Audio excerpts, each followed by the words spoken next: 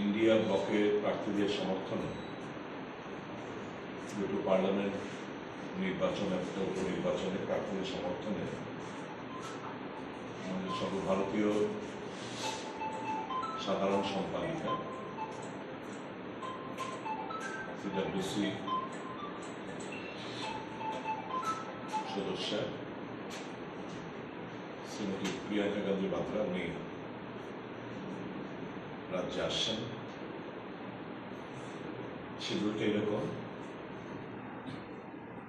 ওনার flight special flight নিয়ে আসেন, touchdown হবে আসাম থেকে, আসামের প্রচার শেষ করে ত্রিপুরায় আসছেন। ওনার ফ্লাইট টাচডাউন 2:20 থেকে 25-এর মধ্যে। তারপর ওখান থেকে ওনাকে নিয়ে রিসেপশন, গাড়ি ঘোড়া বাইক রিসেপশন করে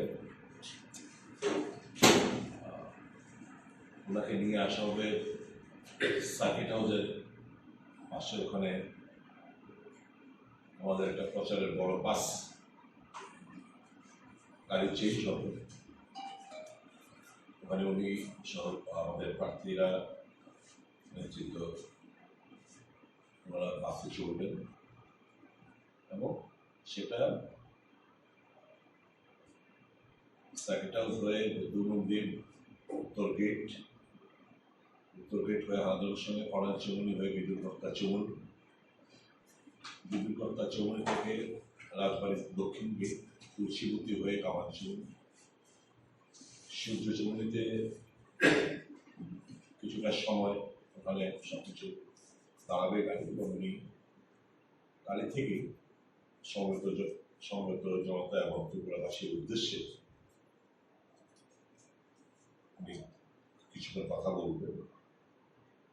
তারপর সেই গাড়ি আবার রোড শোর মাধ্যমে পোস্টঅফিস হয়ে প্যারাডাইস হয়ে বটতলা থেকে সেটা fire brigade to Kherchumoni to Shankar Chowmuhani to Durga Chowmuhani গিয়ে ওখানে সমাপ্ত হবে এবং ওখান থেকে সোজা উনি এয়ারপোর্টে চলে যাবেন। আনুমানিক প্রায় ঘন্টা 1.5-2 ঘন্টার একটা প্রোগ্রাম। আগামী 16 তারিখ মঙ্গলবার এই প্রোগ্রামটা হতে যাচ্ছে। সকলের অংশগ্রহণ সহযোগিতা কামনা করছি এবং আমরা বিশ্বাস করি এতে করে কর্মী সমর্থক সাপোর্টারদের সকলের মন এবং আম ভোটারদের মন চাঙ্গা হবে এবং এটা দারুণভাবে ভোটে তার প্রভাব পড়বে। আমাদের আস্তে আস্তে নির্বাচনটা ঘনিয়ে আসছে। জুমলা দল আজকে আপনারা জানেন জুমলা ঘোষণা করেছে সর্বভারতীয় ক্ষেত্রে। 1.5 ঘন্টা ধরে প্রেস মিট, মানুষের যা প্রত্যাশা বিগত 10 বছরের কোনো অ্যাচিভমেন্ট নেই। জিতলে আগামী 5 বছর কি করবে তারও কোনো সুনির্দিষ্ট, বেকার, কৃষক এবং জিনিসপত্র যে মানুষের নাগালের বাইরে সুনির্দিষ্ট কোনো কিছু রূপরেখা নেই। আরেকটা জুমলা আজকে ওনারা প্রকাশ করলেন এবং সেটা খুব তড়িঘড়ি করেছে। 13 দিনের মাথায় 13 দিন আগে ম্যানিফেস্টো কমিটি গঠন করেছে জুমলা পার্টি এবং 13 দিনের মাথায় আবেগ তৈরি করার জন্য আমরা এগুলি এই করব। কাকে উনি শাসাচ্ছেন?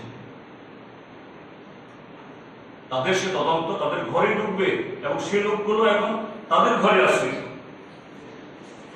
দ্বিতীয় যে বিষয়টা আসছে সেটা আরো মারাত্মক, যে রতনলাল নাথ খুবই সিনিয়র মোস্ট পলিটিশিয়ান এবং রাজ্যের এখন আইনমন্ত্রীও বটে, আইনমন্ত্রী, পরিষদীয় মন্ত্রী, কদিন আগে শিক্ষা পরে 12টা বাজিয়ে গেছেন। তো তিনি বলছেন যে আগামী জুন মাসের 4 তারিখে ফলাফলের পর এখন যিনি লিডার অপোজিশন আছেন তার পদ থাকবে না। তারপর কংগ্রেস দলের 3 জন বিধায়ক আছেন, তার একজন থাকবে। আজকে কংগ্রেস দলের সেই 3 জন বিধায়ক তারা সর্বশক্তিতে ময়দানে নেমে আজকে ইন্ডিয়া ব্লকের প্রচার করছে। আজকে যারা অপোজিশন তারা বামপন্থী। আমাদের দেশের এই গণতান্ত্রিক ইতিহাস, সংসদীয় রাজনীতির ইতিহাসে বামপন্থী সাংসদ, বামপন্থী বিধায়ক, এদেরকে কোনো ধরনের চাপের মুখে এদের পদত্যাগ করানো যায় না।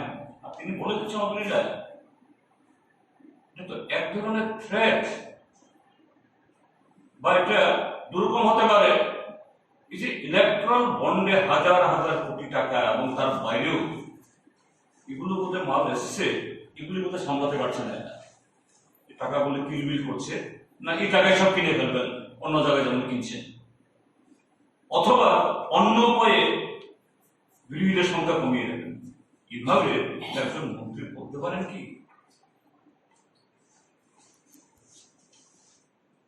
তারপর আমাদের নির্বাচন কমিশন, আমি গত পরশুদিন অনেকগুলো বিষয় নিয়ে চিঠি দিয়েছি কমিশনের কাছে। এই যে গত 3 সপ্তাহ 1 মাস ধরে আমরা কি লক্ষ্য করছি, ভারতের নির্বাচন কমিশন বলছেন সমস্ত দলের জন্য, সমস্ত প্রার্থীদের জন্য একটা লেভেল প্লেইং ফিল্ড, সবার জন্য সমান। কাউকে একটু এই কি বলে কারোর প্রতি দুর্বলতা, কারোর প্রতি একটু পৃষ্ঠপোষকতা হবে না। কিন্তু আমরা কি দেখছি, সময় বন্টনের ক্ষেত্রেও শাসক দল যদি চাপ দেয়, তাদের মতো করে অন্যদিকে টাইম অ্যালট করা, বিরোধী দলের লোক সভা করছে, বক্তৃতা করছে, সেখানে গিয়ে এই উচ্চস্বরে মাইক বাজানো, স্কোয়াটিং করা। হ্যাঁ, ওই সমস্ত ক্ষেত্রে যেখানে আমরা প্রোগ্রাম করি পুলিশ থাকে না, কিন্তু যে সমস্ত পুলিশ অফিসাররা ডিউটিতে থাকেন, কিছু কিছু জায়গায় অবশ্য ভালোই ভূমিকা নেন, কিন্তু কিছু ক্ষেত্রে কতগুলো এলাকায়, যেমন সুনামুরা,